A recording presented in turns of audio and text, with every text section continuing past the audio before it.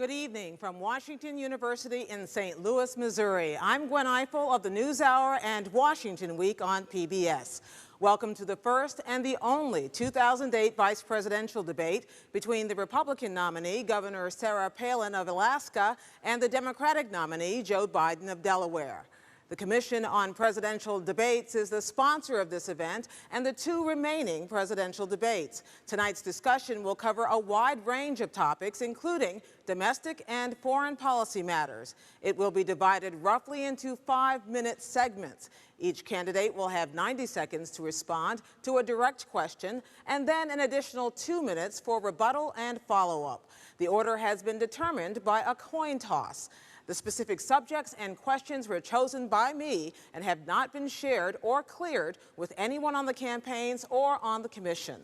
The audience here in the hall has promised to remain very polite. No cheers, applause, no untoward outbursts, except right at this minute now as we welcome Governor Palin and Senator Biden.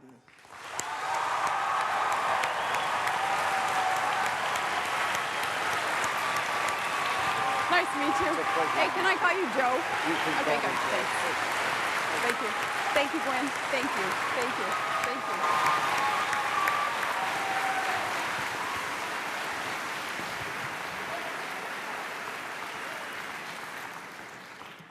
Welcome to you both. As we have determined by a coin toss, the first question will go to Senator Biden with a 90-second follow-up from Governor Palin. The House of Representatives this week passed a bill, a big bailout bill, or didn't pass it, I should say. The Senate decided to pass it, and the House is wrestling with it still tonight. As America watches these things happen on Capitol Hill, Senator Biden, was this the worst of Washington or the best of Washington that we saw play out? Well, let me begin by thanking you, Gwen, for hosting this. And Governor, it's a pleasure to meet you, and it's a pleasure to be with you. I think it's neither the best or worst of Washington, but it's evidence of the fact that the economic policies of the last 8 years have been the worst economic policies we've ever had. As a consequence, you've seen what's happened on Wall Street. If you need any more proof positive of how bad the economic theories have been, this excess of deregulation, the failure to oversee what was going on, letting Wall Street run wild, I don't think you needed any more evidence than what you've seen now. So the Congress has been put, Democrats and Republicans have been put in a very difficult spot. But Barack Obama laid out 4 basic criteria for any kind of rescue plan here. He first of all said there has to be oversight. We're not going to write any check to anybody unless there's oversight of the Secretary of Treasury. He secondly said you have to focus on homeowners and folks on Main Street. Thirdly, he said that if you have to treat the taxpayers like investors in this case. And lastly, what you have to do is make sure the CEOs don't benefit from this, because this could end up in the long run people making money off of this rescue plan. And so as a consequence of that, it brings us back to maybe the fundamental disagreement between Governor Palin and me and Senator McCain and Barack Obama. And that is that we're going to fundamentally change the focus of the economic policy. We're going to focus on the middle class, because it's when the middle class is growing, the economy grows and everybody does well, not just focus on the wealthy in corporate America. Thank you, Senator. Governor Palin? Thank you, Gwen, and I think the Commission also, we appreciate this privilege of being able to be here and speak with Americans. You know, I think a good barometer here as we try to figure out, has this been a good time or a bad time in America's economy, is go to a kid's soccer game on Saturday and turn to any parent there on the sideline and ask them, how are you feeling about the economy? And I'll bet you're going to hear some fear in that parent's voice. Fear regarding the few investments that some of us have in the stock market. Did we just take a major hit with those investments? Fear about how are we going to afford to send our kids to college, a fear as small business owners, perhaps how we're going to borrow any money to increase inventory or hire more people. The barometer there, I think, is going to be resounding that our economy is hurting and the federal government has not provided the sound oversight that we need and that we deserve, and we need reform to that end. Now, John McCain, thankfully, has been one representing reform. 2 years ago, remember, it was John McCain who pushed so hard with the Fannie Mae and Freddie Mac reform measures. He sounded that warning bell. people in the Senate with him, his colleagues, didn't want to listen to him and wouldn't go towards that reform that was needed then. I think that the alarm has been heard, though, and there will be that greater oversight, again, thanks to John McCain's bipartisan efforts that he was so instrumental in bringing folks together over this past week, even suspending his own campaign to make sure he was putting obsessive politics aside and putting the country first. You both would like to be vice president. Senator Biden, how, as vice president, would you work to shrink this gap of polarization which has sprung up in Washington, which you both have spoken about here tonight? Well, that's what I've done my whole career, Gwen, on very, very controversial issues, from dealing with violence against women to putting 100,000 police officers in the street to trying to get something done about the genocide that was going on in Bosnia. I have been able to reach across the aisle. I think it's fair to say that I have almost as many friends on the Republican side of the aisle as I do the Democratic side of the aisle. But am I able to respond to, are we able to stay on the on you the may, top? if you like. Yeah, well, you know, until 2 weeks ago, it was 2 Mondays ago, John McCain said at 9 o'clock in the morning that the fundamentals of the economy were strong. 2 weeks before that, he said, George, we've made great economic progress under George Bush's policies. 9 o'clock, the economy was strong. 11 o'clock that same day, 2 Mondays ago, John McCain said that we have an economic crisis. That doesn't make John McCain a bad guy, but it does point out he's out of touch. Those folks on the sidelines knew that 2 months ago. Governor Palin, you may respond. John McCain, in referring to the fundamental of our economy being strong, he was talking to and he was talking about the American workforce, and the American workforce is the greatest in this world, with the ingenuity and the work ethic that is just entrenched in our workforce. That's a positive, that's encouragement, and that's what John McCain meant. Now, what I've done as a governor and as a mayor is truly had that track record of reform, and I've joined this team that is a team of mavericks with John McCain, also with his track record of reform, where we're known for putting partisan politics aside to just get the job done.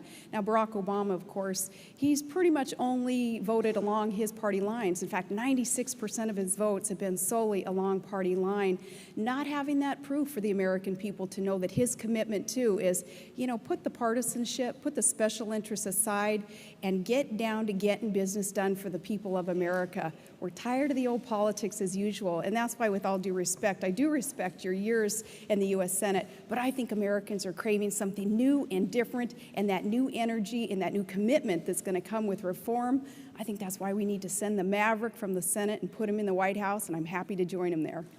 Governor, Senator, neither of you really answered that last question about what you would do as vice president. I'm going to come back to that throughout the evening to try to see if we can look forward as well.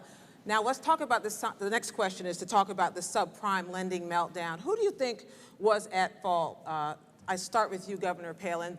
Was it the greedy lenders? Was it the risky homebuyers who shouldn't have been buying a home in the first place? And what should you be doing about it?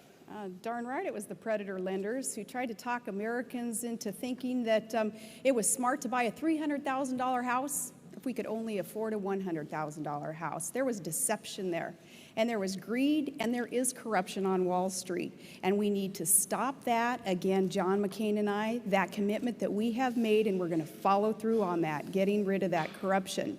One thing that Americans do at this time also, though, is let's commit ourselves, just everyday American people, Joe Sixpack, hockey moms across the nation.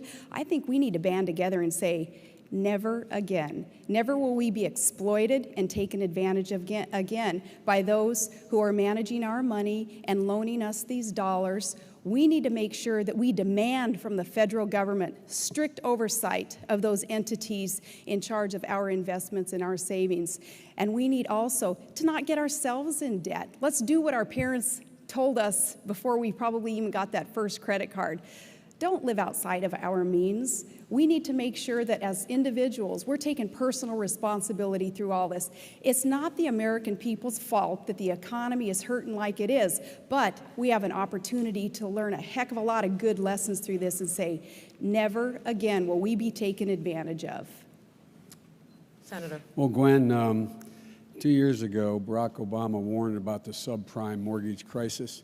John McCain said shortly after that in December he was surprised there was a subprime mortgage problem. John McCain, while Barack Obama was warning about what we had to do, was literally giving an interview to the Wall Street Journal saying that I'm always for cutting regulations. We let Wall Street run wild. John McCain, and he's a good man, but John McCain thought that the answer is that tried and true Republican response, deregulate, deregulate. So what you had is you had overwhelming, quote, deregulation. You had actually the belief that Wall Street could self-regulate itself. And while Barack Obama was talking about reinstating those regulations, John, on 20 different occasions in the previous year and a half, called for more deregulation. Matter of fact, John recently wrote an article in a major magazine saying that he wants to do for the healthcare industry, deregulate it and let the free market move like he did for the banking industry. So deregulation was the promise, and guess what? Those people who say don't go into debt, they can barely pay to fill up their gas tank. I was recently at my local gas station, asked a guy named Joey Danko, I said, Joey, how much it costs to fill your tank? You know what his answer was? He said, I don't know, Joe. I never have enough money to do it. The middle class needs relief, tax relief. They need it now. They need help now. The focus will change with Barack Obama. Governor, please, if you want to respond to what he said about Senator McCain's comments about health care. I'd like to respond about the tax increases. And, you know, we can speak in agreement here that darn right we need tax relief for Americans so that jobs can be created here. Now, Barack Obama and Senator Biden also voted for the largest tax increases in U.S. history. Barack had 94 opportunities to side on the people's side and reduce taxes, and 94 times he voted to increase taxes or not support a tax reduction, 94 times. Now, that's not what we need to create jobs and really bolster and heat up our economy. We do need the private sector to be able to keep more of what we earn and produce. Government's going to have to learn to be more efficient and live with less if that's what it takes to rein in the government growth that we've seen today. But we do need tax relief, and Barack Obama even supported increasing taxes as late as last year for those families making only $42,000 a year. That's a lot of middle-income, average American family. To increase taxes on them, I think that is the way to kill jobs and to continue to harm our economy. Senator. Charge is absolutely not true. Barack Obama did not vote to raise taxes. The vote she's referring to, John McCain voted the exact same way. It was a budget procedural vote. John McCain voted the same way. It did not raise taxes. Number two, using the standard that the governor uses, John McCain voted 477 times to raise taxes. It's a bogus standard. But if you notice, Gwen, the governor did not answer the question about deregulation. Did not answer the question of defending John McCain about not going along with the deregulation, letting Wall Street run wild. He did support deregulation almost across the board. That's why we got in so much trouble. Would you like to have an opportunity to answer that before we move on? I'm still on the tax thing because I want to correct you on that again. And I want to let you know what I did as a mayor and as a governor. And I may not answer the questions the way that either the moderator or you want to hear, but I'm going to talk straight to the American people and let them know my track record also. As mayor, every year I was in office, I did reduce taxes. I eliminated personal property taxes and eliminated small business inventory taxes. And as governor, we suspended our state fuel tax. We did all those things knowing that that is how our economy would be heated up. Now, as for John McCain's adherence to rules and regulations and pushing for even harder and tougher regulations, that is another thing that he is known for, though. Look at the tobacco industry. Look at campaign finance reform. Okay, our time is up here. I'm going to move on to the next question. Senator Biden, we want to talk about taxes. Let's talk about taxes. Good. You have proposed raising taxes on people who earn over $250,000 a year. The question for you is, why is that not class warfare? And the same question for you, Governor Palin, is you have proposed a taxing employer health benefits, which some studies say would actually throw 5 million more people onto the rolls of the uninsured. I want to know why that isn't taking things out on the poor, starting with you, Senator Biden. Well, Gwen, where I come from, it's called fairness, just simple fairness. The middle class is struggling. The middle class under John McCain's tax proposals, 100 million families, middle class families, households to be precise. They got not a single change They got not a single break in taxes. No one making less than $250,000 under Barack Obama's plan will see one single penny of their tax raise, whether it's their capital gains tax, their income tax, investment tax, any tax. And 95% of the people in the United States of America making less than $150,000 will get a tax break. Now, that seems to me to be simple fairness. The economic engine of America is the middle class. It's the people listening to this broadcast. When you do well, America does well. Even the wealthy do well. This is not punitive. John wants to add $300 billion in new tax cuts per year for corporate America and the very wealthy, while giving virtually nothing to the middle class. We have a different value set. The middle class is the economic engine. It's fair. They deserve the tax breaks, not the super wealthy are doing pretty well. They don't need any more tax breaks. And by the way, they'll pay no more than they did under Ronald Reagan. Governor? I do take issue with some of the principle there with that redistribution of wealth principle that seems to be espoused by you. But when you talk about Barack's plan to tax increase affecting only those making $250,000 a year or more, you're forgetting the millions of small businesses that are going to fit into that category. So they're going to be the ones paying higher taxes, thus resulting in fewer jobs being created and less productivity. Now, you said recently that higher taxes or asking for higher taxes or paying higher taxes is patriotic. In the middle class of America, which is where Todd and I have been, all of our lives, that's not patriotic. Patriotic is saying, government, you're not always the solution. In fact, too often you're the problem. So government, lessen the tax burden on the private sector and on our families and get out of the way and let the private sector and our families grow and thrive and prosper. An increased tax formula that Barack Obama is proposing, in addition to nearly $1 trillion in new spending that he's proposing, is the backwards way of trying to grow our economy. Governor, are you interested in defending Senator McCain's health care plan? I am, because he's got a good health care plan that is detailed, and I want to give you a couple of details on that. He's proposing a $5,000 tax credit for families so that they can get out there and they can purchase their own health care coverage. And that's a smart thing to do. That's budget neutral. That doesn't cost the government anything, as opposed to Barack Obama's plan to mandate health care coverage and have this universal government-run program. And unless you're pleased with the way that the federal government has been running anything lately, I don't think that it's going to be real pleasing for Americans to consider health care being taken over by the feds. But a $5,000 health care credit through our income tax, that's budget neutral, that's going to help. And he also wants to erase those artificial lines between states so that through competition, we can cross state lines. And if there's a better plan offered somewhere else, we'd be able to purchase that. So affordability and accessibility will be the keys there, with that $5,000 tax credit also being offered. Thank you, Governor. Senator? Gwen, I don't know where to start. We don't call it redistribution in my neighborhood, Scranton, Claymont, Wilmington, the places I grew up, to say that not giving ExxonMobil another $4 billion tax cut this year, as John calls for, and giving it to middle-class people to be able to pay to get their kids to college. We don't call that redistribution. We call that fairness, number one.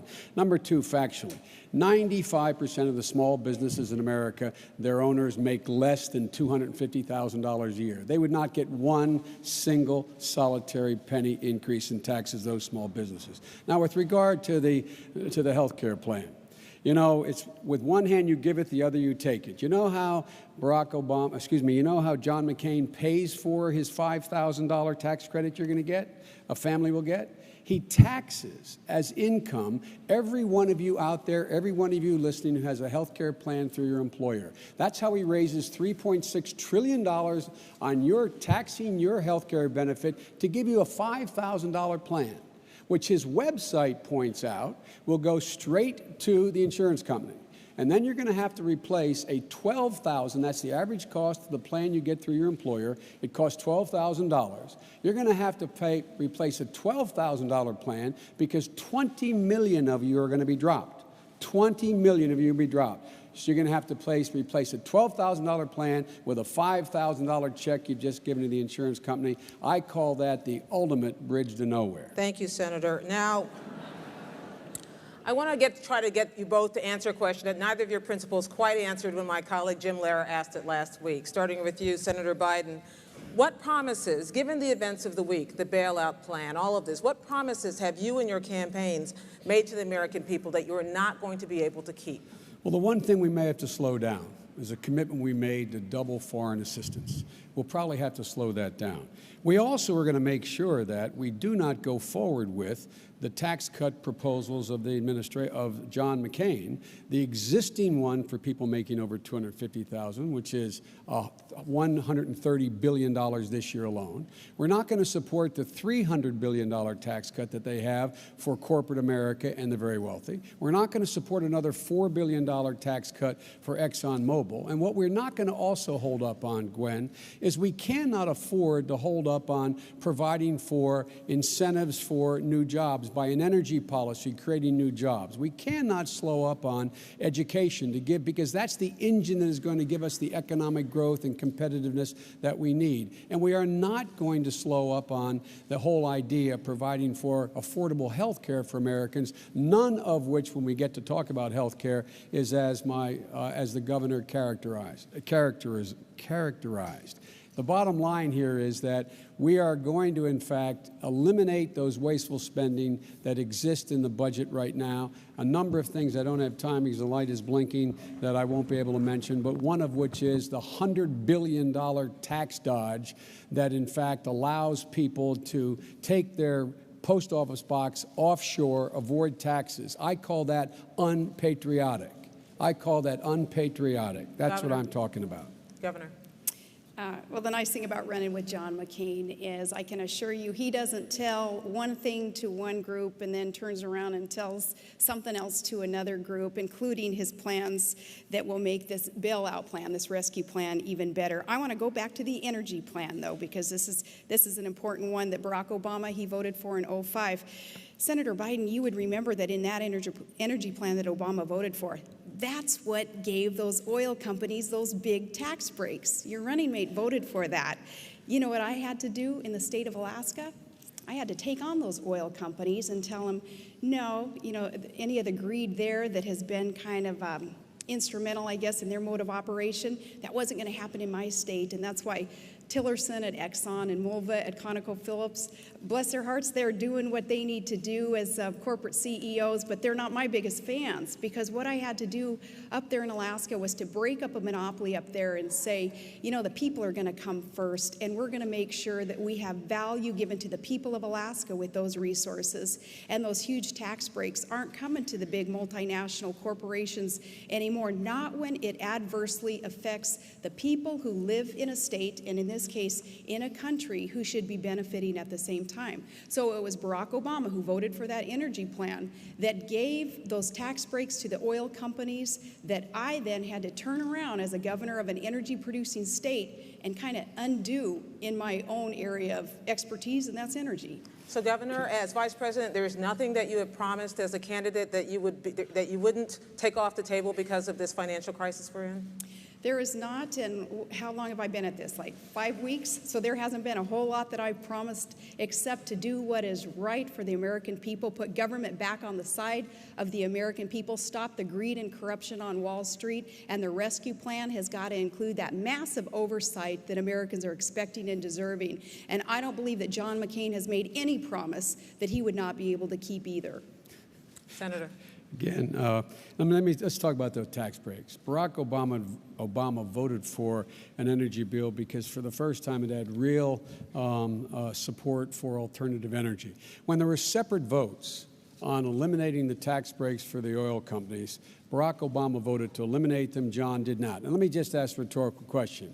If John really wanted to eliminate them, why is he adding to his budget an additional $4 billion in tax cut for ExxonMobil's of the world that, in fact, already have made $600 billion since 2001? And look, I agree with the governor. She imposed a windfall profits tax up there in Alaska. That's what Barack Obama and I want to do. We want to be able to do for all of you Americans, give you back $1,000 like she's been able to give back money to her folks back there. But John McCain will not support a windfall profits tax. They've made $600 $600 billion since 2001, and John McCain wants to give them all by itself, separate, no additional bill, all by itself, another $4 billion tax cut. If that is not proof of what I say, I'm not sure what can be. So I hope the governor is able to convince John McCain to support our windfall profits tax, which she supported in Alaska, and I give her credit for it. Next question, Governor Palin, still on the economy. Last year, Congress passed a bill that would make it more difficult for debt-strapped mortgage holders to declare bankruptcy to get out from under that debt. This is something that John McCain supported. Would you have? Yes, I would have. But here again, there have been so many changes in the conditions of our economy in just even these past weeks, as there has been more and more revelation made aware now to Americans about the corruption and the greed on Wall Street. We need to look back even 2 years ago, and we need to be appreciative of John McCain's call for reform with Fannie Mae, with Freddie Mac, with the mortgage lenders too, who were starting to really kind of rear that head of abuse, and the colleagues in the Senate weren't going to go there with them. So we have John McCain to thank for at least warning people, and we also have John McCain to thank for bringing in a bipartisan effort people to the table so that we can start putting politics aside, even putting a campaign aside, and just do what's right to fix this economic problem that we are in. It is a crisis. It's a toxic mess, really, on Main Street that's affecting Wall Street. And now we have to be ever vigilant and also making sure that credit markets don't seize up. That's where the Main Streeters like me, that's where we would really feel the effects. Senator Biden, you voted for this bankruptcy bill. Senator Obama voted against it. Some people have said that mortgage holders really paid the price. Well, mortgage holders didn't pay the price. Only 10% of the people who have been affected by this whole switch from Chapter 7 to Chapter 13. It gets complicated, but the point of this, Barack Obama saw the glass as half empty, I saw it as half full. We disagreed on that, and 85 senators voted one way and 15 voted the other way. But here's the deal. Barack Obama pointed out 2 years ago that there was a subprime mortgage crisis and wrote to the Secretary of Treasury. And he said, you better get on the stick here. You better look at it. John McCain said as early as last December, quote, I'm paraphrasing, I'm surprised about this subprime mortgage crisis, number one. Number two, with regard to bankruptcy now, Gwen, what we should be doing now, and Barack Obama and I support it, we should be allowing bankruptcy courts to be able to readjust not just the interest rate you're paying on your mortgage to be able to stay in your home, but be able to adjust the principal that you owe. The principal that you owe. That would keep people in their homes, actually help banks by keeping it from going under. But John McCain, as I understand it, I'm not sure of this, but I believe John McCain and the governor don't support that. There are ways to help people now, and the ways that we're offering are not being supported by the Bush administration, nor do I believe by John McCain and Governor Palin. Governor Palin, is that so? That is not so, but because that's just a quick answer, I want to talk about, again, my record on energy versus your ticket's energy ticket also. I think that this is important to come back to with that energy policy plan, again, that was voted for in '05. When we talk about energy, we have to consider the need to do all that we can to allow this nation to become energy independent. It's a nonsensical position that we are in when we have domestic supplies of energy all over this great land, and East Coast politicians who don't allow energy-producing states like Alaska to produce these, to tap into them, and instead we're relying on foreign countries to produce for us. We're circulating about $700 billion a year into foreign countries, some who do not like America. They certainly don't have our best interests at heart. Instead of those dollars circulating here, creating tens of thousands of jobs and allowing domestic supplies of energy to be tapped into and to start flowing into these very, very hungry markets. Energy independence is the key to this nation's future, to our economic future and to our national security. So when we talk about energy plans, it's not just about who got a tax break and who didn't, and we're not giving oil company tax breaks, but it's about a heck of a lot more than that. Energy independence is the key to America's future.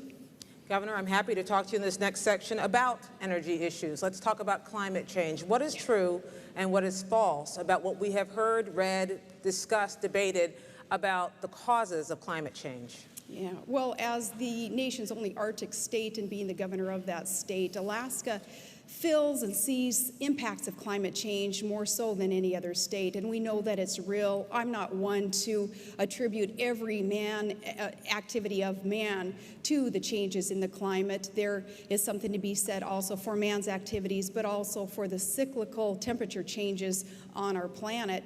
But there are real changes going on in our climate, and I don't want to argue about the causes. What I want to argue about is how are we going to get there to positively affect the impacts. We have got to clean up this planet. We have got to encourage other nations also to come along with us with the impacts of climate change, what we can do about that. As governor, I was the first governor to form a climate change sub-cabinet to start dealing with the impacts. We've got to reduce emissions. John McCain is right there with an all-of-the-above approach to deal with climate change impacts. We've got to become energy independent for that reason also, as we rely more and more on other countries that don't care as much about the climate as we do. We're allowing them to produce and to emit and even pollute more than America would ever stand for. So even in dealing with climate change, it's all the more reason that we have an all-of-the-above approach, tapping into alternative sources of energy and conserving fuel, conserving our petroleum products and our hydrocarbons so that we can clean up this planet and deal with climate change. Senator, what is true and what is false about the causes? Well, I think it is man-made. I think it's clearly man-made. And look, this probably explains the biggest fundamental difference between John McCain and Barack Obama and Sarah Palin and Joe Biden, Governor Palin and Joe Biden. If you don't understand what the cause is, it's virtually impossible to come up with a solution. We know what the cause is. The cause is man-made. That's the cause. That's why the polar ice cap is melting. Now let's look at the facts. We have 3% of the world's oil reserves. We consume 25% of the oil of the world. John McCain has voted 20 times in the last decade and a half against funding alternative energy sources, clean energy sources, wind, solar, biofuels, the way in which we can stop the greenhouse gases from emitting. We believe, Barack Obama believes, by investing in clean coal and safe nuclear, we can not only create jobs in wind and solar here in the United States, we can export it. China is building 1 to 3 new coal-fired plants, burning dirty coal per week. It's polluting not only the atmosphere, but the west coast of the United States. We should export the technology by investing in clean coal technology. We should be creating jobs. John McCain has voted 20 times against funding alternative energy sources and thinks, I guess, the only answer is drill, drill, drill. Drill we must. But it will take 10 years for 1 drop of oil to come out of any of the wells that are going to be begun to be drilled. In the meantime, we're all going to be in real trouble. Let me clear something up. Senator McCain has said that he supports caps on carbon emissions. Senator Obama has said he supports clean coal technology, which I don't believe you've always supported. I have always supported it. Well, that's a fact. Clear it up for us, both of you, and start with Governor Palin. Yes, Senator McCain does support this. The chant is drill, baby, drill. And that's what we hear all across this country in our rallies, because people are so hungry for those domestic sources of energy to be tapped into. They know that even in my own energy producing state, we have billions of barrels of oil and hundreds of trillions of cubic feet of clean, green natural gas. And we're building a nearly $40 billion natural gas pipeline, which is North America's largest and most expensive infrastructure project ever to flow those sources of energy into hungry markets. Barack Obama and Senator Biden, you've said no to everything in trying to find a domestic solution to the energy crisis that we're in. You even called drilling, safe, environmentally friendly drilling offshore, as raping the outer continental shelf. There, with new technology, with tiny footprints even on land, it is safe to drill, and we need to do more of that. But also in that all-of-the-above approach that Senator McCain supports, the alternative fuels will be tapped into, the nuclear, the clean coal. I was surprised to hear you mention that, because you had said that there isn't anything, such a thing as clean coal. And I think you said it in a rope line, too, at one of the rallies. We do need to keep within our 2 minutes, but I just want to ask you, do you support capping carbon emissions? I do. Okay, and on the clean coal Absolutely. issue? Absolutely, we do. We call for setting hard targets, number one. Clean coal, on clean coal. Oh, on clean coal. My record, just take a look at the record. My record for 25 years has supported clean coal technology. A comment made in a rope line was taken out of context. I was talking about exporting that technology to China, so when they burn their dirty coal, it won't be as dirty, it will be clean. But here's the bottom line, Gwen.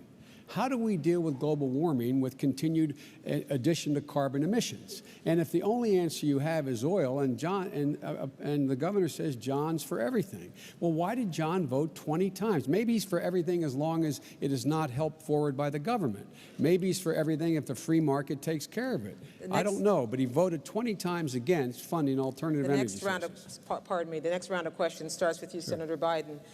Do you support, as they do in Alaska, granting same-sex benefits to couples? Absolutely. Do I support granting same-sex benefits? Absolutely, positively. Look, in an Obama-Biden administration, there will be absolutely no distinction from a constitutional standpoint or a legal standpoint between a same-sex and a heterosexual couple. The fact of the matter is that under the Constitution, we should be granted, same-sex couples should be able to have visitation rights in the hospitals, joint ownership of property, life insurance policies, et cetera. That's only fair. It's what the Constitution calls for. And so we do support making sure that committed couples in the same-sex marriage are guaranteed the same constitutional benefits as it relates to their property rights, their rights of visitation, their rights of insurance, their rights of ownership, as heterosexual couples do. Governor, would you support expanding that beyond Alaska to the rest of the nation? Well, not if it goes closer and closer towards redefining the traditional definition of marriage between one man and one woman, and unfortunately that's sometimes where those steps lead. But I also want to clarify if there's any kind of suggestion at all from my answer that I would be anything but tolerant of adults in America choosing their partners, choosing relationships that they deem best for themselves. You know, I am tolerant, and I have a very diverse family and group of friends, and even within that group you would see some who may not agree with me on this issue, some very dear friends who don't agree with me on this issue.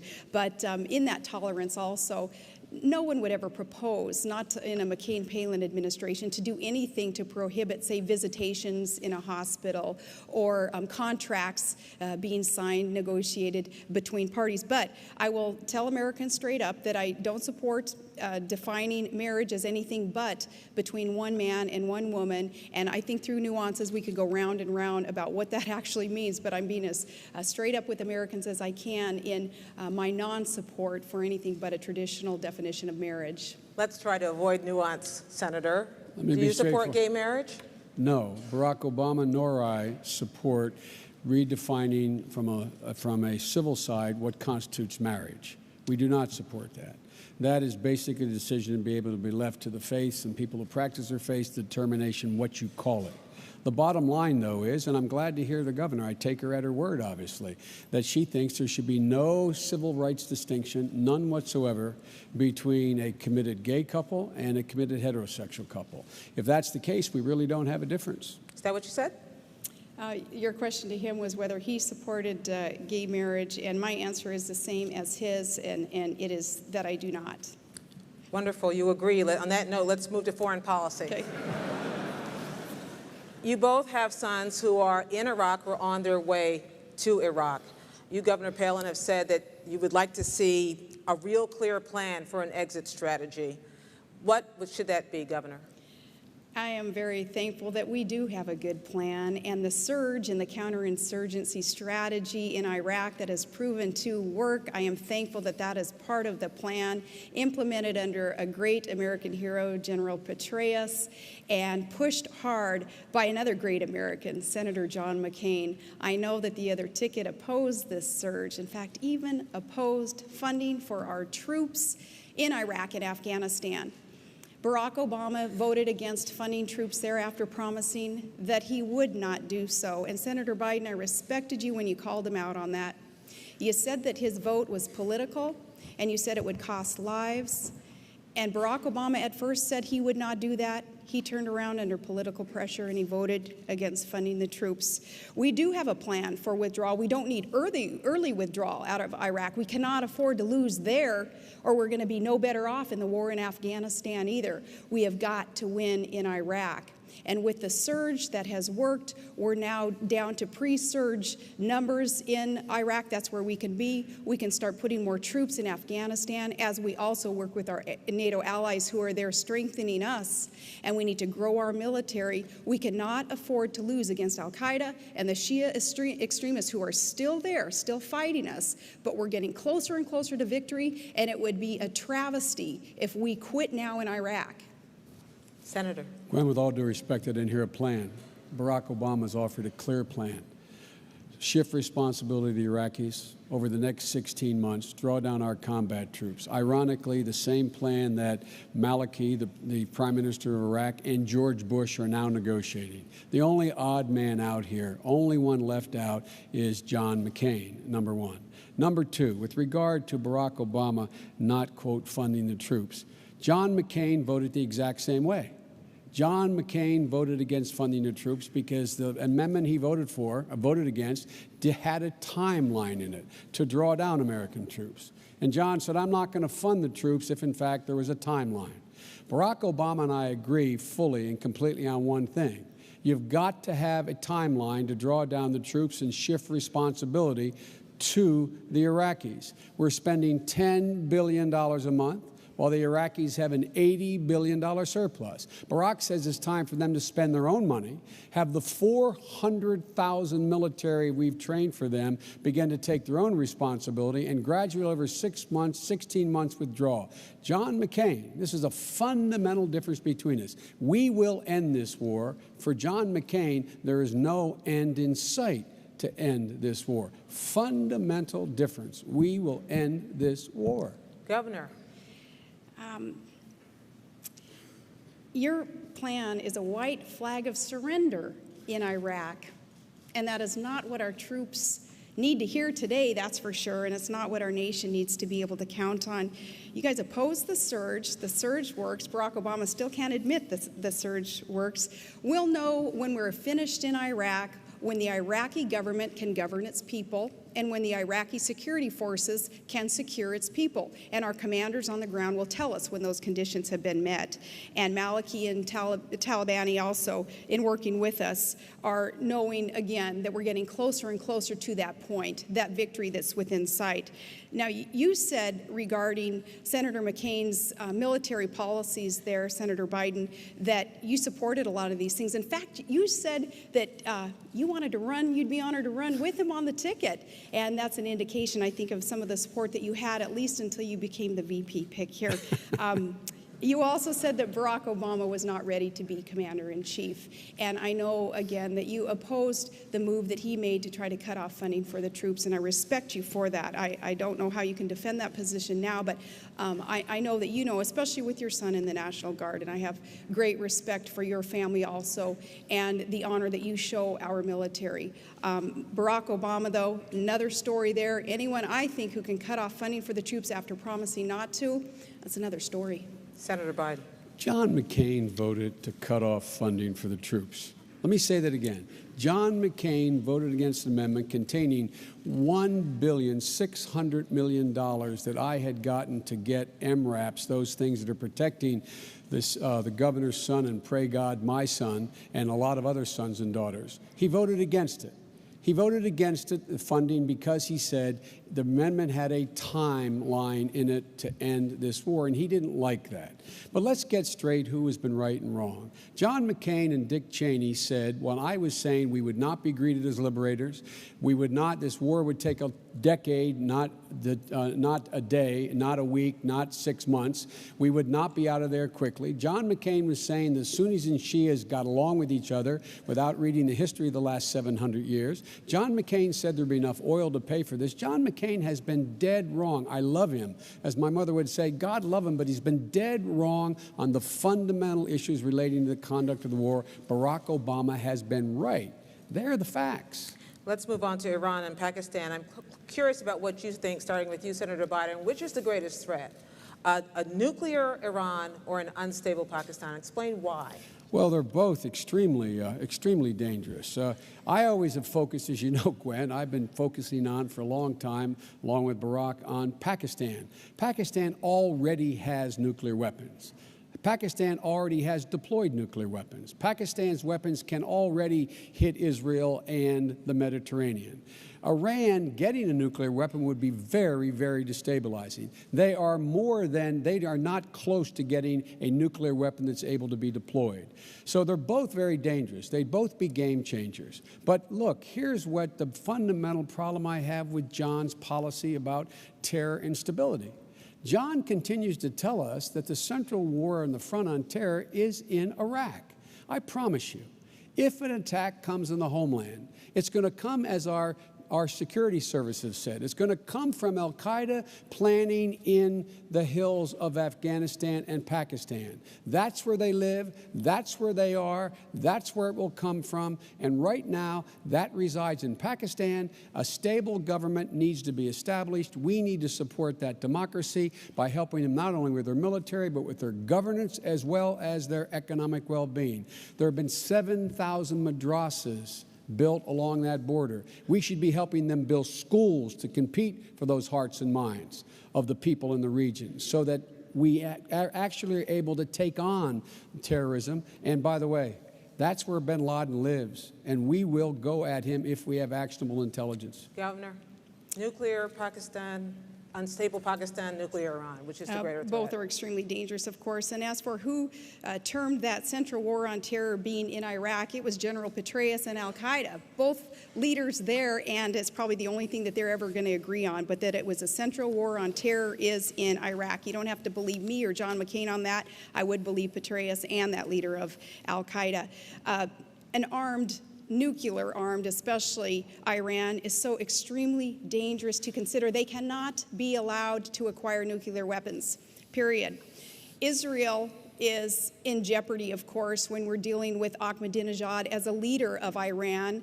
Iran claiming that Israel is, he termed it a stinking corpse, a country that should be wiped off the face of the earth. Now, a leader like Ahmadinejad, who is not sane or stable when he says things like that, is not one whom we can allow to acquire nuclear energy, nuclear weapons. Ahmadinejad, Kim Jong-il, the Castro brothers, others who are dangerous dictators are ones that Barack Obama has said he would be willing to meet with without preconditions being met first. An issue like that taken up by a presidential candidate goes beyond naivete and goes beyond poor judgment. A statement that he made like that is downright dangerous because leaders like Ahmadinejad, who would seek to acquire nuclear weapons and wipe off the face of the earth, an ally like we have in Israel, should not be met with without preconditions and diplomatic efforts being undertaken first. Governor and Senator, I want you both to respond to this. Secretaries of State Baker, Kissinger, Powell, Baker, they have all advocated some level of engagement with enemies. Do you think these former secretaries of state are wrong on that? No, and Dr. Henry Kissinger especially, and I had a good conversation with him recently, and he shared with me also his passion for diplomacy, and that's what John McCain and I would engage in also. But again, with some of these dictators who hate America and hate what we stand for with our freedoms, our democracy, our tolerance, our respect for women's rights, those who would try to destroy what we stand for cannot be met with just sitting down on a presidential level, as Barack Obama had said he would be willing to do. That is beyond bad judgment. That is dangerous. No, diplomacy is very important. First and foremost, that is what we would engage in. But diplomacy is hard work by serious people. It's lining out clear objectives and having your friends and your allies ready to back you up there and have sanctions lined up also before any kind of presidential summit would take place. Senator. Can I clarify this? That's just simply not true about Barack Obama. He did not say he'd sit down with Ahmadinejad. The fact of the matter is, it surprises me that Senator McCain doesn't realize that Ahmadinejad does not control the security apparatus in Iran. The theocracy controls the security apparatus, number one. Number two, 5 secretaries of state did say we should talk with and sit down. Now, John and Governor Palin now say they have a passion, I think the phrase was, a passion for diplomacy, and that we have to bring our friends and allies along. Our friends and allies have been saying, Gwen, sit down, talk, talk, talk. Our friends and allies have been saying that. 5 secretaries of state, 3 of them Republicans. And John McCain has said he would go along with an agreement, but he wouldn't sit down. Now, how do you do that when you don't have your administration sit down and talk with the adversary? And look what President Bush did. After 5 years, he finally sent a high-ranking diplomat to meet with the highest-ranking diplomats in Iran, in Europe, to try to work out an arrangement. Our allies are on that same page. And if we don't go the extra mile in diplomacy, what makes you think the allies are going to sit with us? And the last point I'll make, John McCain said as recently as a couple weeks ago, he wouldn't even sit down with the government of Spain, a NATO ally that has troops in Afghanistan with us now. I find that incredible. Governor, you mentioned Israel and your support for Israel. Yeah. What has this administration done right or wrong? This is the great lingering unresolved issue, the Israeli-Palestinian conflict. What have they done, and is a 2-state solution the solution? A 2-state solution is the solution, and Secretary Rice, having recently met with leaders on one side or the other there, also still in these waning days of the Bush administration, trying to forge that peace, and that needs to be done, and that will be top of an agenda item also under a McCain-Palin administration. Israel is our strongest and best ally in the Middle East. We have got to assure them that we will never allow a second Holocaust, despite, again, warnings from Iran and any other country that would seek to destroy Israel, that is what they would like to see. We will support Israel, a 2-state solution, building our embassy also in Jerusalem, those things that we look forward to being able to accomplish with this peace-seeking nation. And they have a track record of being able to forge these peace agreements. They succeeded with Jordan. They succeeded with Egypt. I'm sure that we're going to see more success there also. It's got to be a commitment of the United States of America, though, and I can promise you in a McCain-Palin administration that commitment is there to work with our friends in Israel. Senator. Gwen, no one in the United States Senate has been a better friend to Israel than Joe Biden. I would have never, ever joined this ticket were I not absolutely sure Barack Obama shared my passion. But you asked a question about whether or not this administration's policy had made sense or something to that effect.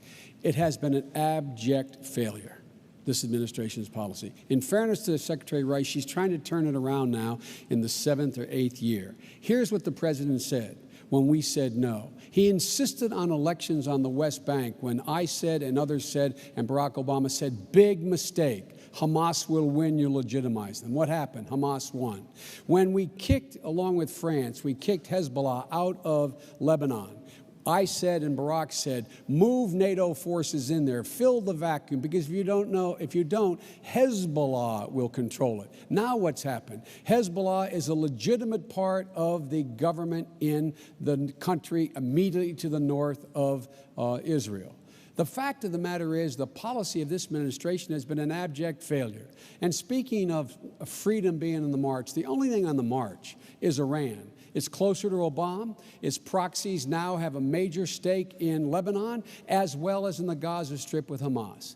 We will change this policy with thoughtful, real, live diplomacy that understands that you must back Israel in letting them negotiate, support their negotiation, and stand with them, not insist on policies like this administration has. Has this administration's policy been an abject failure, as the senator says, Governor?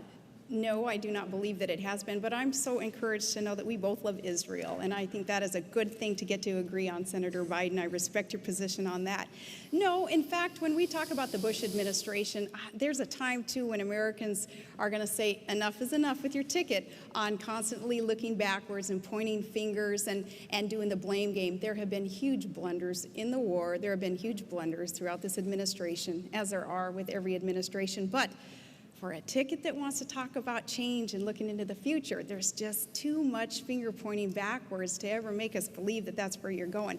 Positive change is coming, though. Reform of government is coming. We'll learn from the past mistakes in this administration and other administrations, and we're going to forge ahead with putting government back on the side of the people and making sure that our country comes first, putting obsessive partisanship aside. That's what John McCain has been known for in all these years. He has been the maverick. He has ruffled feathers, but I know, Senator Biden, you have respected him for that, and I respect you for acknowledging that. But change is coming. Just looking backwards, Senator? Look, past is prologue, Gwen. The issue is, how different is John McCain's policy going to be than George Bush's? I haven't heard anything yet.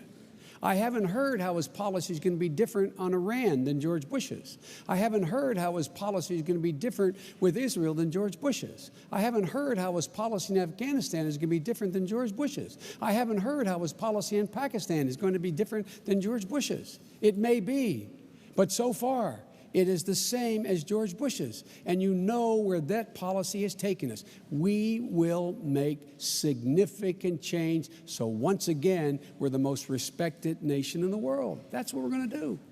Governor, on another issue, interventionism, nuclear weapons. What should be the trigger, or should there be a trigger, when nuclear weapons use is ever put into play?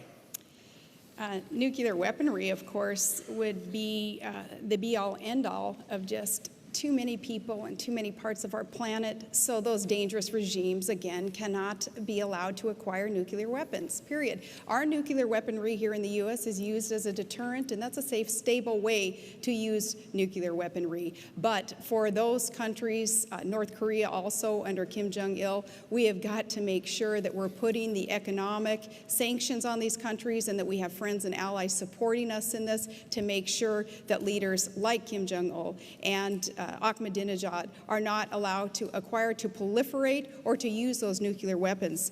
It is that important. Can we talk about Afghanistan real quick also, though? Certainly. Okay, I'd like to just really quickly mention there, too, that when you look back and you say that the Bush administration's policy on Afghanistan perhaps would be the same as McCain, and that's not accurate. The surge principles, not the exact strategy, but the surge principles that have worked in Iraq need to be implemented in Afghanistan also, and that perhaps would be a difference with the Bush administration. Now, Barack Obama had said that all we're doing in Afghanistan is air raiding villages and killing civilians. And such a reckless comment, an untrue comment, again, hurts our cause. That's not what we're doing there. We're fighting terrorists, and we're securing democracy, and we're building schools for children there so that there is opportunity in that country also. There will be a big difference there, and we will win in Afghanistan also. Senator, you may talk about nuclear use if you like, and also about Afghanistan. I'll talk about both. With Afghanistan, facts matter, Gwen. The fact is that our commanding general in Afghanistan said today that the surge principles used in Iraq will not, well, let me say this again now. Our commanding general in Afghanistan said the surge principle in Iraq will not work in Afghanistan. Not Joe Biden, our commanding general in Afghanistan. He said we need more troops, we need government building, we need to spend more money on the infrastructure in Afghanistan.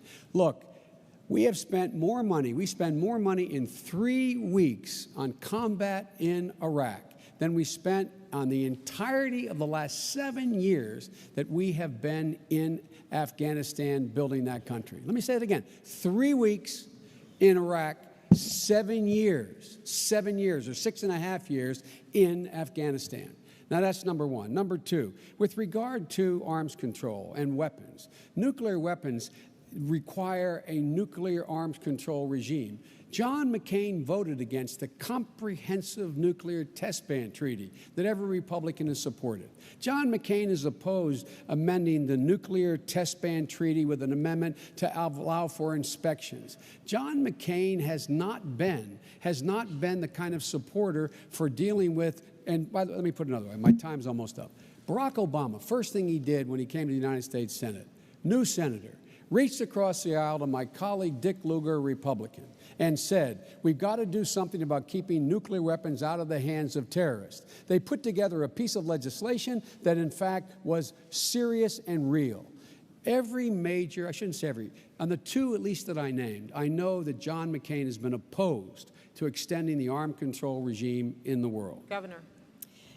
Well, first, McClellan did not say definitively that the surge principles would not work in Afghanistan, certainly accounting for different conditions in that different country, and conditions are certainly different. We have NATO allies helping us for one, and even the geographic differences are huge. But the counterinsurgency principles also could work in Afghanistan. McClellan didn't say anything opposite of that. The counterinsurgency strategy going into Afghanistan, clearing, holding, rebuilding the civil society and the infrastructure can work in Afghanistan. And those leaders who are over there, who have also been advising George Bush on this, have not said anything different but that. Senator. Well, our commanding general did say that. The fact of the matter is that, again, I'll just put in perspective, while Barack and I and Chuck Hagel and Dick Lugar have been calling for more money to help in Afghanistan, more troops in Afghanistan, John McCain was saying 2 years ago, quote, the reason we don't read about Afghanistan anymore in the paper, it's succeeded. Barack Obama was saying we need more troops there. Again, we spend in 3 weeks on combat missions in Iraq more than we spent in the entire time we have been in Afghanistan. That'll change in a Barack Obama administration. Senator, you have quite a record. This is the next question here, of being an interventionist. You have argued for intervention in Bosnia and Kosovo, initially in Iraq and Pakistan, and now in Darfur, putting U.S. troops on the ground, boots on the ground. Is this something the American public has a stomach for? Well, I think the American public has a stomach for success. And my recommendations on Bosnia, I admit I was the first one to recommend it, they saved tens of thousands of lives. And initially, John McCain opposed it along with a lot of other people. But the end result was it worked. And look what we did in Bosnia. We took Serbs, Croats, and Bosniaks, being told by everyone, I was told by everyone, that this would mean that they'd been fighting and killing each other for 1,000 years. It could never work. There's a relatively stable government there now, as there is in Kosovo. With regard to Iraq, I indicated that it would be a mistake to go into. I gave the president the power. I voted for the power because he said he needed it not to go to war, but to keep the United States, the UN in line, to keep sanctions on Iraq and not let them be lifted. Along with Dick Lugar, before we went to war, said if we were to go to war without our allies, without the kind of support we needed, we'd be there for a decade. It'd cost us tens of billions of dollars. John McCain said no, that was going to be okay.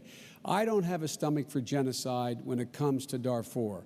We can now impose a no-fly zone. It's within our capacity. We can lead NATO if we're willing to take a hard stand. We can. I've been in those camps in Chad. I've seen the suffering. Thousands and tens of thousands of people have died and are dying. We should rally the world to act, and we should demonstrate it by our own movement to provide the helicopters to get those 21,000 forces of the African Union in there now to stop this genocide. Thank you, Senator. Governor. Oh, man, it's so obvious that I'm a Washington outsider and someone just not used to the way you guys operate, because here you voted for the war and now you oppose the war. You're one who says, you know, as so many politicians do, I was for it before I was against it, or vice versa. Americans are craving that straight talk and just want to know, hey, if you voted for it, tell us why you voted for it. And it was a war resolution. And you had supported John McCain's military strategies pretty adamantly until this race. And you had opposed very adamantly Barack Obama's military strategy, including cutting off funding for the troops that attempt all through the primary. And I watched those debates, and so, you know, I remember what those were all about. But as for Darfur, we can agree on that also. The support of the no-fly zone, making sure that all options are on the table there also. America is in a position to help. What I've done in my position to help as the governor of a state that's pretty rich in natural resources, we have a $40 billion investment fund, a savings fund called the Alaska Permanent Fund. When I and others in the legislature found out that we had some some millions of dollars in Sudan, we called for divestment through legislation of those dollars to make sure we weren't doing anything that would be seen as condoning the activities there in Darfur. That legislation hasn't passed yet, but it needs to, because all of us as individuals and as humanitarians and as elected officials should do all that we can to end those atrocities in that region of the world. Is there a line that should be drawn about when we decide to go in? Absolutely. There is a line that should be drawn. The line that should be drawn is whether or not we, first of all, have the capacity to do anything about it, number one. Number two, there are certain new lines that have to be drawn internationally. When a country engages in genocide, when a country engages in harboring people who are killing our people, terrorists, and they will do nothing about it, that, in fact, at that point, that country, in my view and in Barack's view, forfeits their right to say, you have no right to intervene at all. The truth of the matter, though, is that let's go back to John McCain's strategy. I never supported John McCain's strategy on the war. John McCain said exactly what Dick Cheney said. Go back and look at Barack Obama's statements and mine. Go look at JoeBiden.com contemporaneously. Held hearings in the summer before we went to war, saying if we went to war, we would not be greeted as liberators. We would have a fight between the Sunnis and Shias. We would be tied down for a decade. It would cost us hundreds of billions of dollars. John McCain was saying the exact opposite. John McCain was lockstep with Dick Cheney at that point about how this was going to be easy. So John McCain's strategy in this war, not just whether or not to go, the actual conduct of the war has been absolutely wrong from the outset. Governor? I beg to disagree with you again here on whether you supported Barack Obama or John McCain's strategies. Here again, you can say what you want to say a month out before people are asked to vote on this, but we listened to the debates. I think tomorrow morning, the pundits are going to start doing the who said what at what time, and we'll have proof of some of this. But again, John McCain, who knows how to win a war, who's been there, and he's faced challenges, and he knows what evil is, and he knows what it takes to overcome the challenges here with our military. He knows to learn from the mistakes, from the blunders that we have seen in the war in Iraq especially. He will know how to implement the strategies, working with our commanders, though, and listening to what they have to say, taking the politics out of these war issues. He'll know how to win a war. Thank you, Governor. Probably the biggest cliche about the vice presidency is that it's a heartbeat away. Everybody's waiting to see what would happen if the worst happened. How would you disagree on some things from your principles? You disagree on Alaska, drilling in Alaska, the National Wildlife Refuge. You disagree on surveillance law, at least you have in the past. How would a Biden administration be different from an Obama administration if that were to happen? Well, God forbid that it would ever happen. It would be a national tragedy of historic proportions if it were to happen. But if it did, I would carry out Barack Obama's policies, his policies of reinstating the middle class, making sure that they get a fair break, making sure that they have access to affordable health insurance, making sure they get serious tax breaks, making sure that we can help their children to get to college, making sure we have an energy policy that leads us in the direction of not only toward independence and a cleaner environment, but an energy policy that creates 5 million new jobs, a foreign policy that ends this war in Iraq, a foreign policy that goes after the one mission the American public gave the president after 9/11, to get and capture or kill bin Laden and to eliminate al-Qaeda. A policy that would, in fact, engage our allies in making sure that we knew we were acting on the same page and not dictating. And a policy that would reject the Bush doctrine of preemption and regime change and replace it with a doctrine of prevention and cooperation. And ladies and gentlemen, this is the biggest ticket item that we have in this election. This is the most important election you will ever have voted in, any of you, since 1932. And where such stark differences, I would follow through on Barack's policies because, in essence, I agree with every major initiative he is suggesting. Governor. And heaven forbid, yes, that would ever happen, no matter how this ends up, that would ever happen with either party. As for disagreeing with John McCain and how our administration would work, what do you expect? A team of mavericks. Of course, we're not going to agree 100% on everything, and as we discuss Anwar there, at least we can agree to disagree on that one, and I'm going to keep pushing him on Anwar, though. I have so appreciated that he has never asked me to check my opinions at the door, and he wants deliberative debate and healthy debate so that we can make good policy. What I would do also, if that were to ever happen, though, is to continue the good work that he is so committed to, and that's putting government back on the side of the people and get rid of the greed and the corruption on Wall Street and in Washington. I think we need a little bit of reality from Wasilla Main Street there brought to Washington, D.C., so that people there can understand how the average working class family is viewing bureaucracy and the federal government and Congress and the inaction of Congress. Just everyday working class Americans saying, you know, government, just get out of my way if you're going to do any harm and mandate more things on me and take more of my money and income tax and business taxes. You're going to have a choice in just a few weeks here on either supporting a ticket that wants to create jobs and bolster our economy and win the war, or you're going to be supporting a ticket that wants to increase taxes, which ultimately kills jobs and is going to hurt our economy. Can I respond? Look, Please. all you got to do is go down Union Street with me in Wilmington and go to Katie's restaurant or walk into Home Depot with me where I spend a lot of time, and you ask anybody in there whether or not the economic and foreign policy of this administration has made them better off in the last 8 years. And then ask them whether there's a single major initiative that John McCain differs with the president on taxes, on Iraq, on Afghanistan, on the whole question of how to help education, on the dealing with health care. Look, the people in my neighborhood, they get it. They get it, and they know they've been getting the short end of the stick. So walk with me in my neighborhood. Go back to my old neighborhood in Claymont, an old steel town, or go up to Scranton with me. These people know the middle class has gotten the short end. The wealthy have done very well. Corporate America has been rewarded. It's time we change it. Barack Obama will change it. Governor. Say it ain't so, Joe. There you go again, pointing backwards again, though. You prefaced your whole comment with the Bush administration. Now, doggone it, let's look ahead and tell Americans what we have to plan to do for them in the future. You mentioned education, and I'm glad that you did. I know that education you are passionate about, and with your wife being a teacher for 30 years, and God bless her, her reward is in heaven, right?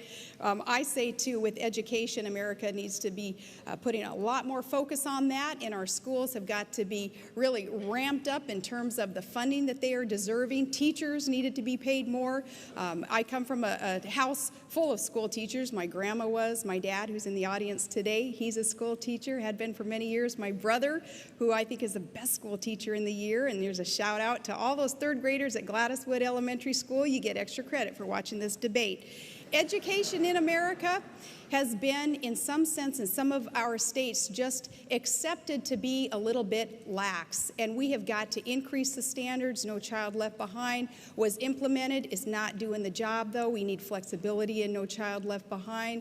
We need to put more of an emphasis on the profession of teaching. We need to make sure that education in either one of our agendas, I think, absolute top of the line. My kids as public school participants right now, it's near and dear to my heart. I'm very, very concerned about where we're going in education, and we've got to ramp it up and put more attention in that arena. Everybody gets extra credit tonight. We're going to move on to the next question. Governor, you said in July that you would have to, someone would have to explain to you exactly what it is the vice president does every day. You, Senator, said you would not be vice president under any circumstances. Now, maybe this was just what was going on at the time. But tell us now, looking forward, what it is that you think the vice presidency is worth now. Okay, in my comment there, it was a lame attempt at a joke, and yours was a lame attempt at a joke too, I guess, because nobody got it. Of course we know what a vice president does. They didn't get yours or mine. Either. Which one they didn't they get? Mine. No. No, of course, we know what a vice president does, and that's not only preside over the Senate, and we'll take that position very seriously also. I'm thankful that the Constitution would allow a bit more authority given to the vice president also, if that vice president so chose to exert it in working with the Senate. And making sure that we are supportive of the president's policies, and making sure, too, that our president understands what our strengths are. John McCain and I have had good conversations about where I would lead with his agenda, and that is energy independence in America and reform of government overall, and then working with families of children with special needs. That's near and dear to my heart also. And in those arenas, John McCain has already tapped me and said, that's where I want you. I want you to lead. And I said, I can't wait to get there and go to work with you. Senator. Gwen, I hope we'll get back to education, because I don't know any government program that John is supporting, not early education, more money for it. The reason No Child Left Behind was the money was left behind. We didn't fund it, but we can get back to that, I assume. With regard to the role of the vice president, I had a long talk, as I'm sure the governor did, with her principal, in my case with Barack. And let me tell you what Barack asked me to do. I have a history of getting things done in the United States Senate. John McCain would acknowledge that. My record shows that. On controversial issues, I would be the point person for the legislative initiatives in the United States Congress for our administration. I would also, when asked if I wanted a portfolio, my response was no. But Barack Obama indicated to me he wanted me with him to help him govern. So every major decision he'll be making, I'll be sitting in the room to give him my best advice. He's president, not me. I'll give my best advice. And one of the things he said early on when he was choosing, he said he'd pick someone who had an independent judgment and wouldn't be afraid to tell him if he disagreed. That is sort of my reputation, as you know. So I look forward to working with Barack and playing a very constructive role in his presidency, bringing about the kind of change this country needs. Governor, you mentioned a moment ago that the Constitution might give the vice president more power than it has in the past. Do you believe, as Vice President Cheney does, that the executive branch does not hold complete sway over the office of the vice presidency? That is, it is also a member of the legislative branch? Well, our founding fathers were very wise there in allowing through the Constitution much flexibility there in the office of the vice president, and we will do what is best for the American people in tapping into that position and ushering in an agenda that is supportive and cooperative with the president's agenda in that position. Yeah, so I do agree with him that we have a lot of flexibility in there, and we'll do what we have to do to administer very appropriately the plans that are needed for this nation. And it is my executive experience that is partly to be attributed to my pick as VP with McCain, not only as a governor, but earlier on as a mayor, as an oil and gas regulator, as a business owner. It is those years of experience on an executive level that will be put to good use in the White House also. Vice President Cheney interpretation of the vice presidency? Vice President Cheney's been the most dangerous vice president we've had probably in American history. He has the idea he doesn't realize that Article 1 of the Constitution defines the role of the Vice President of the United States. That's the executive. He works in the executive branch. He should understand that. Everyone should understand that.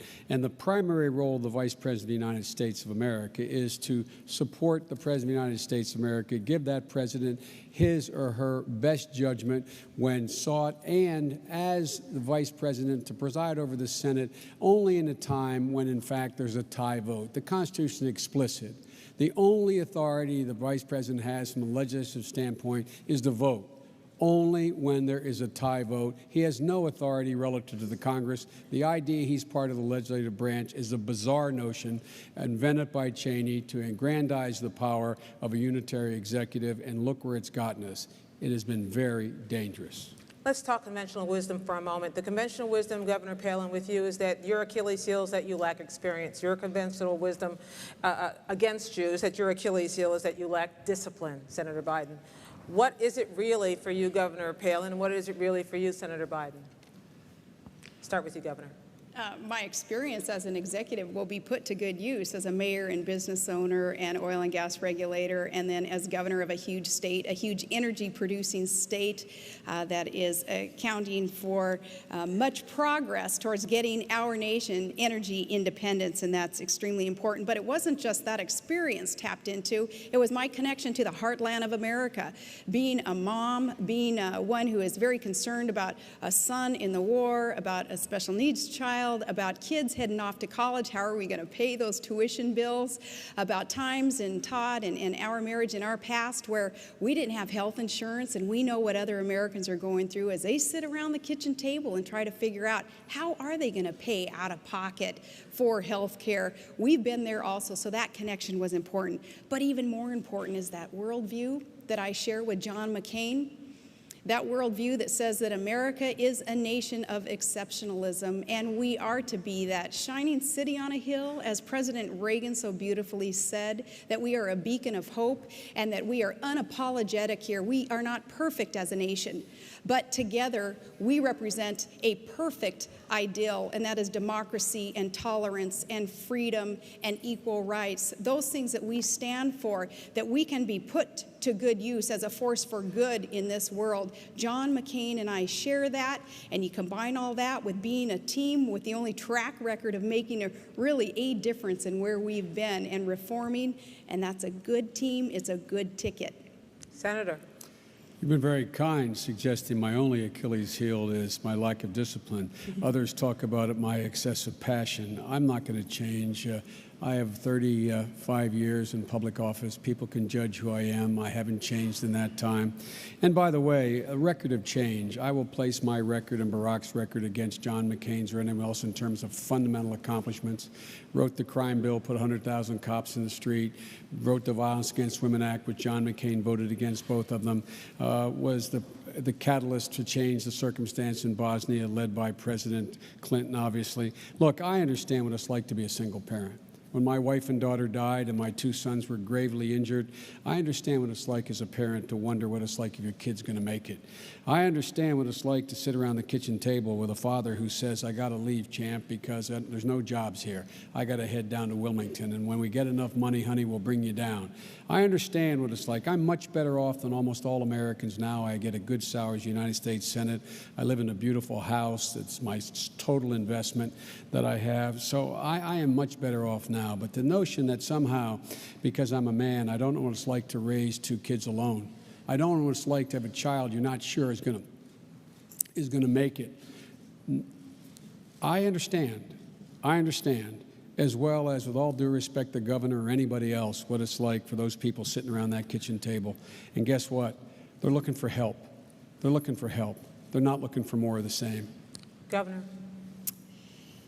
People aren't looking for more of the same. They are looking for change, and John McCain has been the consummate maverick in the Senate over all these years. He's taken shots left and right from the other party and from within his own party because he's had to take on his own party when the time was right, when he recognized it was time to put partisanship aside and just do what was right for the American people. That's what I've done as governor also, take on my own party when I had to and work with both sides of the aisle in my cabinet, appointing those who would serve regardless of party, Democrats, independents, Republicans, whatever it took to get the job done.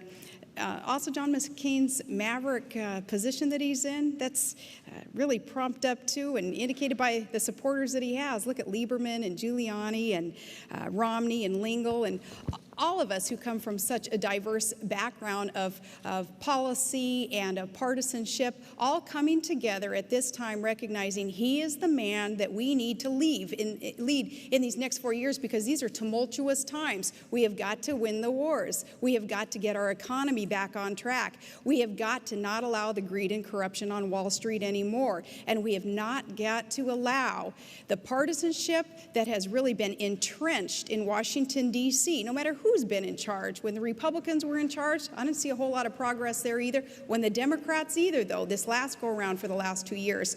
Change is coming, and John McCain is the leader of that reform. I'll be very brief. Can I respond to that? Look, Please. The maverick, let's talk about the maverick John McCain is. And again, I love him. He's been a maverick on some issues, but he has been no maverick on the things that matter to people's lives. He voted 4 to 5 times for George Bush's budget, which put us $500 billion in debt this year and over $3 trillion in debt since he's got there. He has not been a maverick in providing health care for people. He voted against including another 3.6 million children in coverage of the existing health care plan when he voted in the United States Senate. He's not been a maverick when it comes to education. He has not supported tax cuts and significant changes for people being able to send their kids to college. He's not been a maverick on the war. He's not been a maverick on virtually anything that generally affects the things that people really talk about around their kitchen table.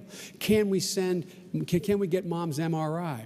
Can we send Mary back to school next semester? We can't make it. How are we going to heat the house this winter? He voted against even providing for what they call LIHEAP, for assistance to people with oil prices going through the roof in the winter. So maverick he is not. on the important critical issues that affect people at that kitchen table. Final question tonight before your closing statement, starting with you, Senator Biden. Can you think of a single issue, and this is to cast light for people who are just trying to get to know you in your final debate, your only debate of this year.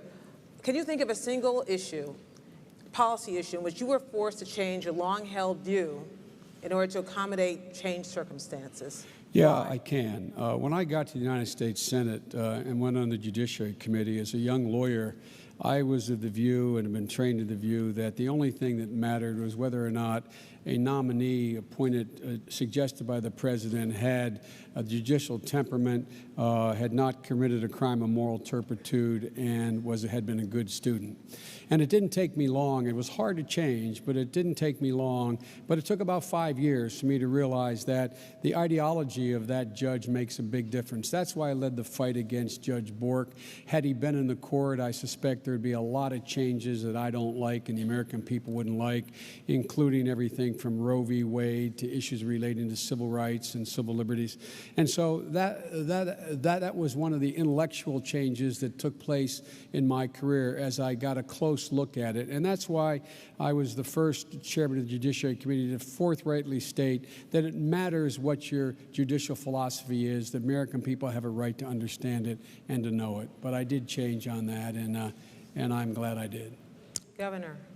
There have been times where, as mayor and governor, we have passed budgets that I did not veto, and that I think could be considered as something that I quasi-caved in, if you will, but knowing that it was the right thing to do in order to progress the agenda for that year and to work with the legislative body, that body that actually holds the purse strings. So there were times when I wanted to zero-base budget and to cut taxes even more, and I didn't have enough support in order to accomplish that. But on the major principle things, no, there hasn't been something that I've had to compromise on, because we've always seemed to find a way to work together. Up there in Alaska, what we have done is with bipartisan efforts is work together, and again, not caring who gets the credit for what as we accomplish things up there. And that's been just a part of the operation that I wanted to participate in, and that's what we're going to do in Washington, D.C. also. Bringing both sides together, John McCain is known for doing that also, in order to get the work done for the American people. Let's come full circle. You both want to bring both sides together. You both talk about bipartisanship.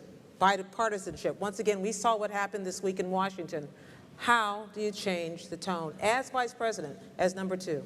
Well, again, I believe John McCain were he here, this is a dangerous thing to say in the middle of an election, but he would acknowledge what I'm about to say. I have been able to work across the aisle on some of those controversial issues and change my party's mind as well as Republicans, because I learned a lesson from Mike Mansfield.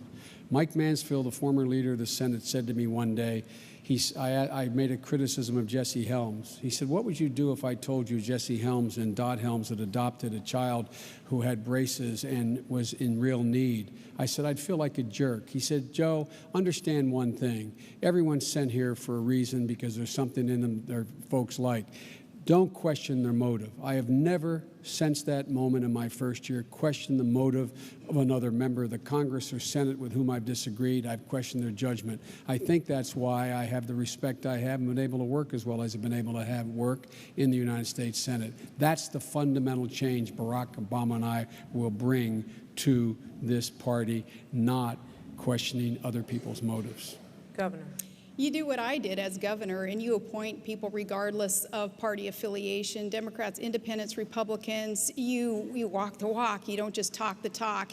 And even in my own family, it's a very diverse family, and we have folks of all political persuasion in there also. So I've grown up just knowing that, you know, at the end of the day, as long as we're all working together for the greater good, it's going to be okay. But the policies and the proposals have got to speak for themselves also. And again, voters on November 4th are going to have that choice to either support a ticket that supports policies that create jobs. You do that by lowering taxes on American workers and on our businesses, and you build up infrastructure, and you rein in government spending, and you make our nation energy independent. or you support a ticket that supports policies that will kill jobs by increasing taxes, and that's what the track record shows, is a desire to increase taxes, increase spending, $1 trillion spending proposal that's on the table, that's going to hurt our country, and saying no to energy independence. Clear choices on November 4th. Governor Palin, you get the chance to make the first closing statement.